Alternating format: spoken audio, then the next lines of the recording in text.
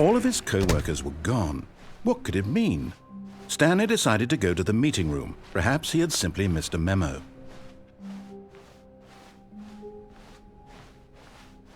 When Stanley came to a set of 2 open doors, he entered the door on his left.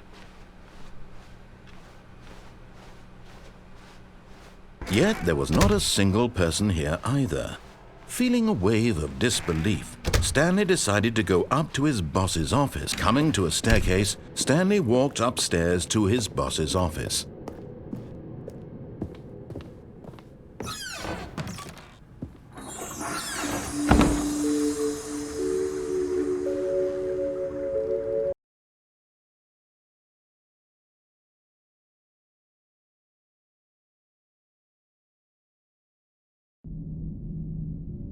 Okay, you remember how cheap and unsatisfying the new Ultra Deluxe content turned out to be? Well, it got me thinking about the past, and how much better the Stanley Parable used to be. So I made something special and tucked it away here where the game's developers won't find it. Just our little secret. Take a look. I call it the Memory Zone. It's where I've been storing all my favorite memories so I can relive the peak experiences of my life whenever I want. Experiences like the launch of the Stanley Parable on PC. You see, Stanley, doesn't the Memory Zone remind you of how wonderful Stanley Parable was before it was sullied with a cheap re-release? Remember back in October of 2013 when the game originally launched? Back then, video games had integrity. Back then, it all meant something. Oh, the waste.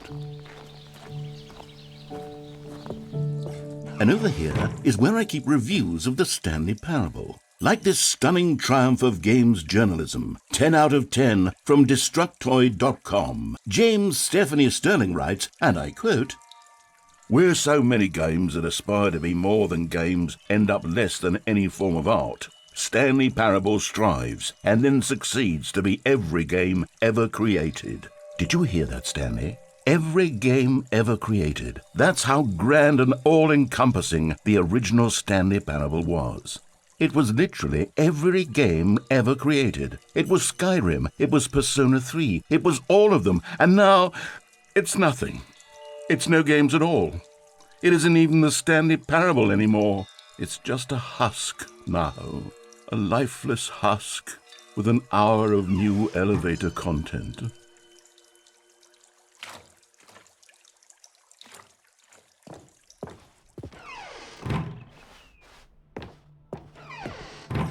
Here's another moving passage, this time from GameSpot.com.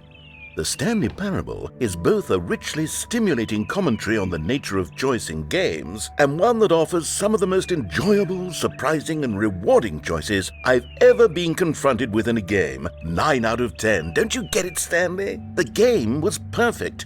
It didn't need anything else. It didn't need new content. It just needed to be left alone, to spend the rest of time collecting dust in the hallowed hall of beloved video game memories.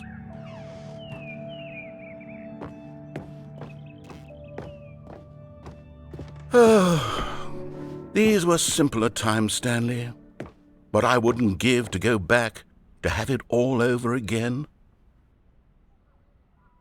Wait, hang on.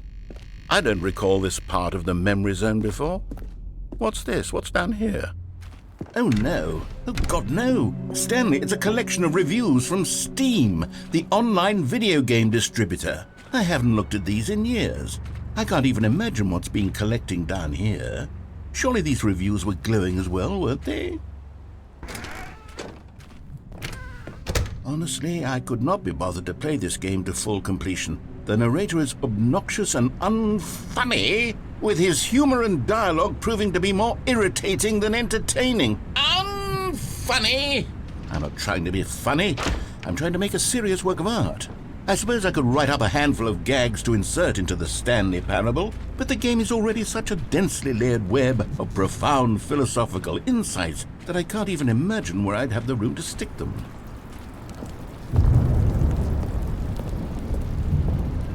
Okay, let's see what this one says.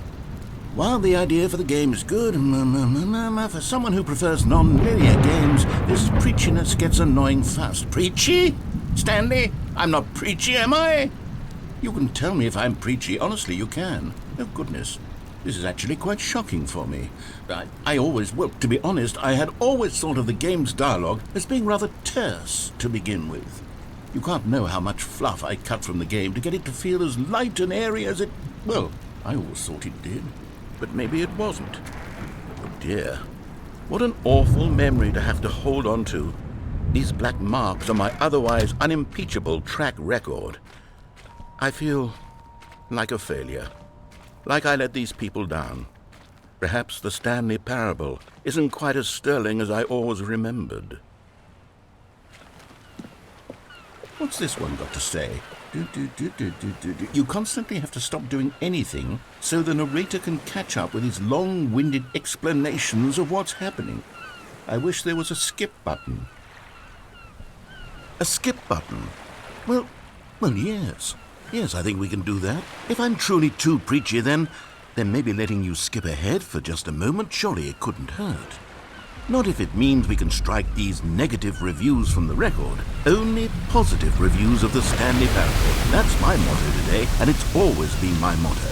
I'd do anything for the customer, Stanley. Yes, a skip button we shall have. And here it is. Go ahead and give it a shot. I'll pop you forward in time so that the second my incessant droning starts to bore you, with just the push of a button, you'll have zipped right past it. It's what the players have been asking for, and I'm very proud to have delivered. No more listening to me rambling on and on and on. No. The Stanley Parable is a game for the people, and if the people want silence, then by goodness, that's what they're going to get.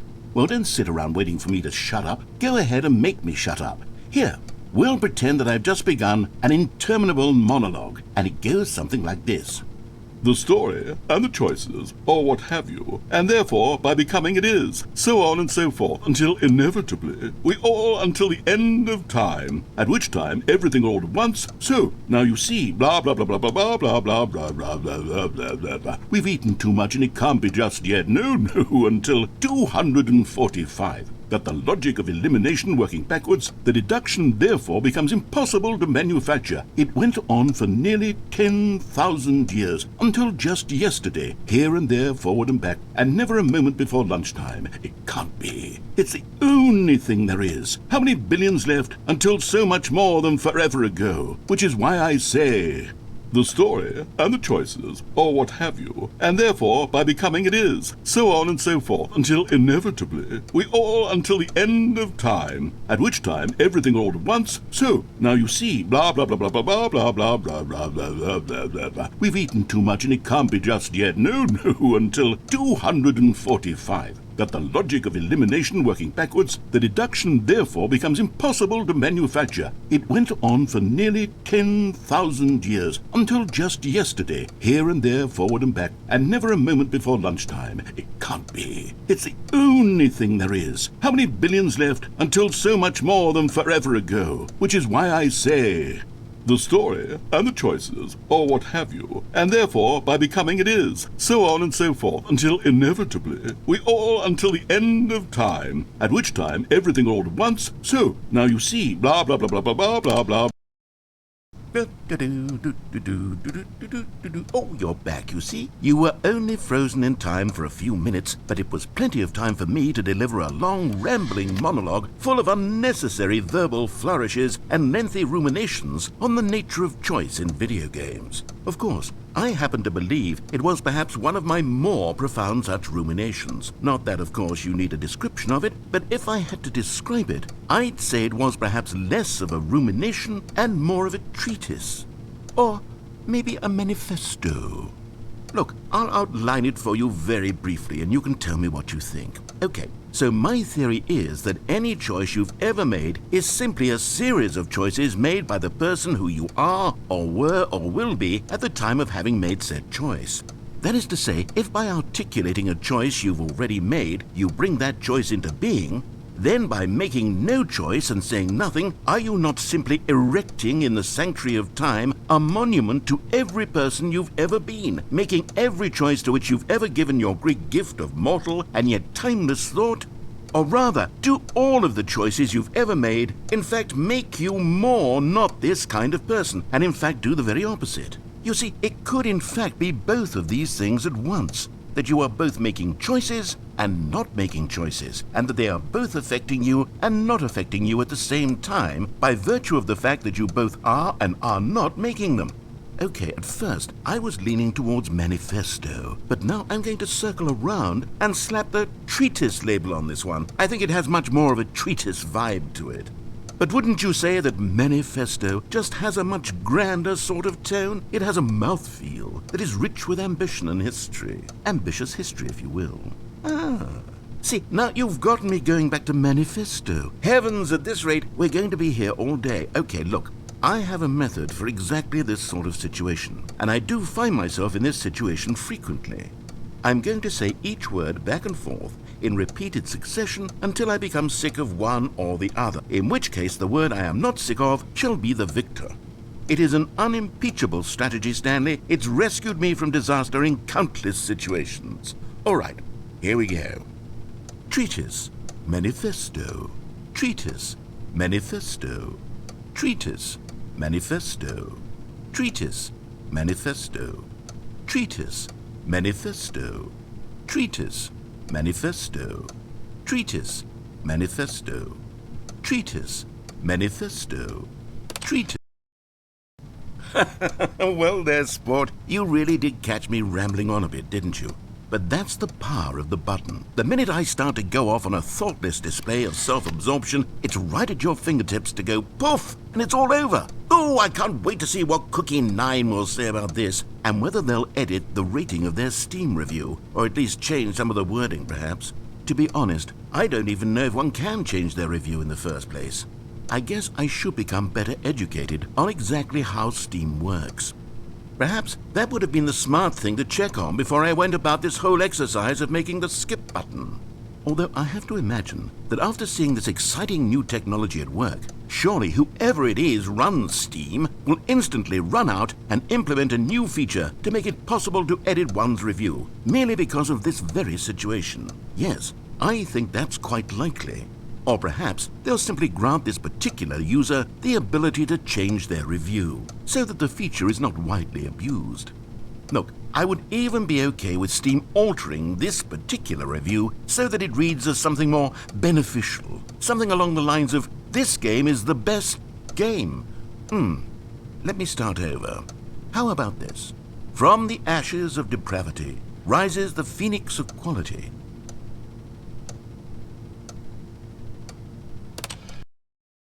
Okay, welcome back, Stanley. Now, I should say that the amount of time the button has been skipping through is becoming longer and longer. That last one was, well, I want to say maybe 30, 45 minutes? It's not unendurable by any means, but well, there's really only so much I can ramble on to myself about. I know, it's shocking, isn't it? But at any rate, I do suggest that we not press the button again. I think the skip button has been aptly demonstrated, and we can say goodbye to it and just... Wait. How do we get out of here? Where did the door go? Wasn't there a door that led into this room? I do feel quite certain that there was one here before. How else would we have gotten into the room in the first place? I don't think one can enter a room without a door of some sort, or a window or something like that. Do you see a window anywhere? A porthole? A sufficiently large crack in the wall? I'll take any of these. All I want is for us to move on and to please step away from the skip button, to go anywhere other than the skip button. There was a door here before, wasn't there? I swear there was. Where did it go? Can you maybe just ram your way through a wall? Is there any possibility that you could, say, slam your body into the wall until enough damage is done for you to be able to leave? Please, I'll take any option at all. I'm asking you to work with me here. We need a door. We need a door of some kind. I can work with any kind of door as long as it can open and lead from one room to another. I'm going to step away for just a moment, and I'm going to try to find us a door. I don't know how exactly to remove a door and place it in a different wall, but I will find a way, I promise. You just need to not do anything. Don't press the skip button. Please, please, please do not press the skip button. Just wait here for me, and don't press the skip button. Got it? Yes, good. I'll be right back.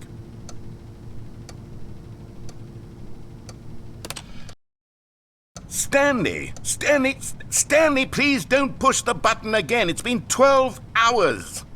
You've just been frozen there. I don't know why the skips are getting longer, but they're really, truly getting longer, and my God, there's no way out of the room. Stanley, the door is gone. It's completely gone. I've looked at it from every angle. I've checked every one of those walls 1,000 times, and there's no door, Stanley. There's no door. There's just you and the button, and if you keep pressing it, I have no idea what will happen. I have no idea how long I'll be made to sit here, and more than anything else, I don't know how to stop you from pressing the button again. I can't control anything in this room, Stanley. I can't touch it, and I have to believe, I have to know that sooner or later, no matter how much I plead with you, you're going to press the button again. Why would you? I've been thinking, and I don't know what I can do to convince you otherwise. Oh my God. And it's all because of those reviews that I couldn't get out of my head. I just couldn't ignore the negative feedback. Why was it so important for me to fix the problem? Why did Cookie Nine's opinion matter so much to me? I've never even met Cookie Nine. I have no idea who they are. What would it ever really matter? But here I am. I'm fixating on every tiny negative thing that anyone ever says about me. The merest mention of one of my imperfections, and I become as impetulant as a child, wild and impulsive. I can't help myself. I can't stop myself from lashing out with a vengeful fury to alter and to change and to break anything unbroken, if only it pleases this one person who made a single negative comment. What does such an impulse serve? For whose benefit is this? And here I am now, stuck in a room, waiting for you to press this button and to become frozen in time, knowing that you're going to do it and that I'm going to be stuck all alone, and that I had the power to prevent it all from happening if only I'd held my tongue. It's all out of my control now. Just you. Just your decision as to exactly when you're going to make me suffer, to leave me all alone. Surely you will. I don't doubt it.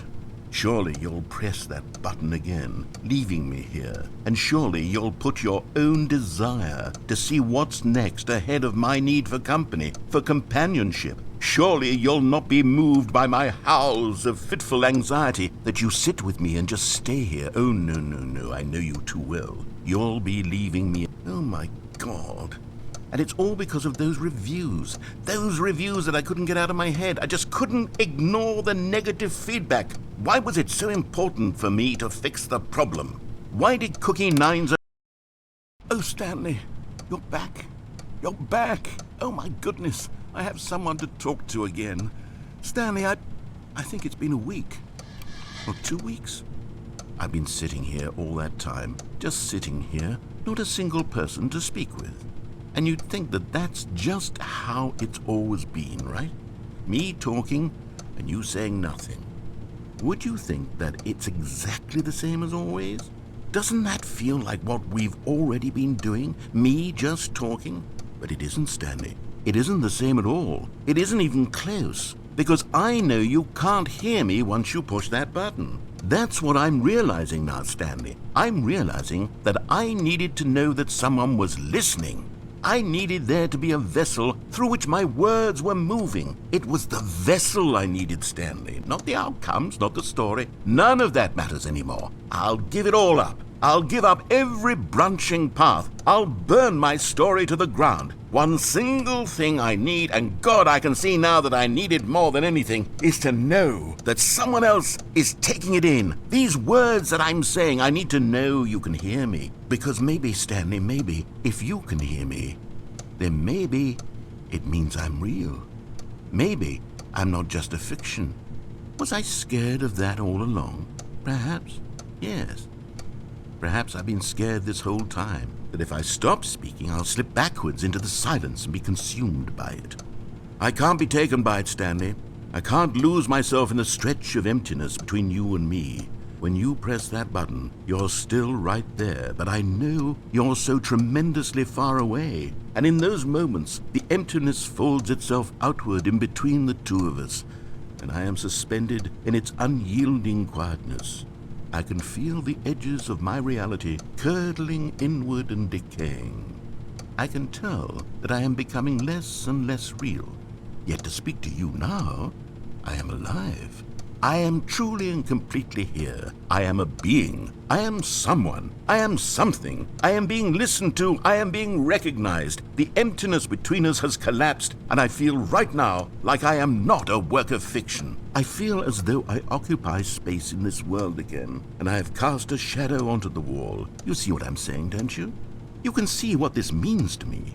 I'm so clear about it now, Stanley. I feel as certain about this as I've ever felt about anything at all. I feel renewed. I feel restored, and already I can sense the looming silence as you will press the button for the next time. What a terrible dread it strokes in my heart to think of it, to think of returning to such coldness. Come, let us sit in silence together here for just a moment. Let us anticipate it. Let us welcome it. Let us not run from it.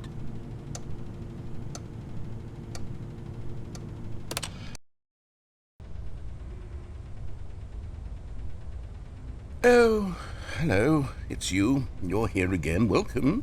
I have had time to think about you and about us and about everything we've been through. I've had so much time. I stopped keeping track after a year. Have you ever sat down in one place and not moved for one entire year? Let me describe it for you. To begin with, there is only regret. There is only the turning wheel of missed opportunities. I felt nothing at all but regret for the longest time, Stanley. Days, months. I lost it all in a blur of the deepest longing to undo the past. And when that feeling had begun to subside, what took its place is what I can only describe as the collapse of every moment I have ever experienced my entire life. All of them collapsed down into a single instant.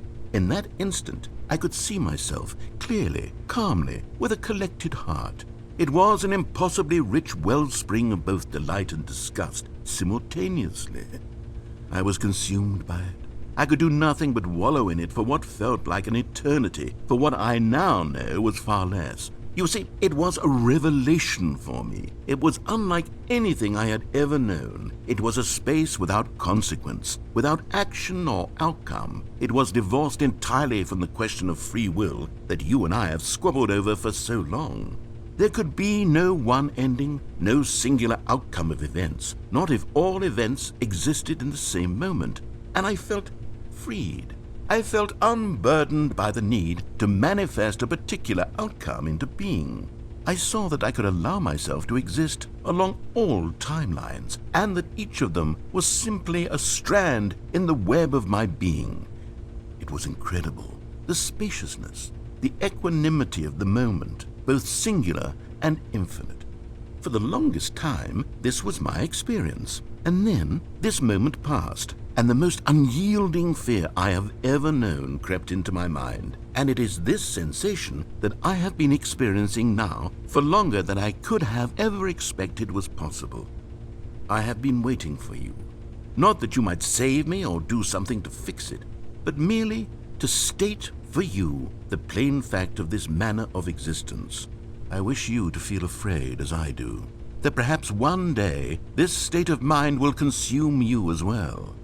Perhaps you will somehow, in some way, have to live as I do now, and I wish for you to know how excruciating it is, and for you to be in true terror of its eventual arrival. If I can only do this, only this one thing, perhaps it will bring me the smallest moment of peace in the darkness.